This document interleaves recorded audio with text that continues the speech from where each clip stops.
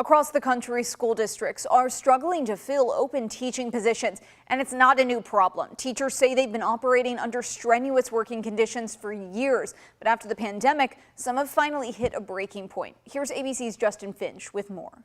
I wouldn't call it a teacher shortage. I would call it a compensation shortage. I would call it a respect shortage. I would call it a support shortage. After 10 years and 3 degrees, Caitlin Smith has left the job that she loves, teaching. She says there were 3 major factors that pushed her out the door. The money. Being a teacher was no longer financially feasible for her and her family. The loss of personal time, which was made worse when classes went virtual during the pandemic, and the negative impact that these factors had on her mental health. It is disheartening to know that teachers are typically the scapegoat for situations involving anything to do with public education. Since principals typically don't control salaries, Arletha Dockery, a principal in Virginia, offers teachers other means of support, like allowing flexible schedules for things like picking up their children from daycare. And in some cases, Dockery realizes there may be other opportunities for teachers out there.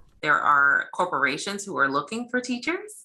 And so it just makes it a lot easier for them to be able to find flexible work that balances their lives. And that's what Caitlin did. She's now working from home for an education tech company and growing her small business. But what happens to the children left behind when qualified teachers like Caitlin leave to pursue a new path? Some states are taking new steps to fill the vacancies, like Florida, which passed a bill allowing military veterans without a college degree to teach students. That's concerning to many parents and educators alike. There is a lot of education that goes into understanding how the art and science balance in education. Places that are doing that would want to have a little bit of caution. To solve the shortage, Caitlin says those in power need to put your money where your mouth is. You need to support teachers.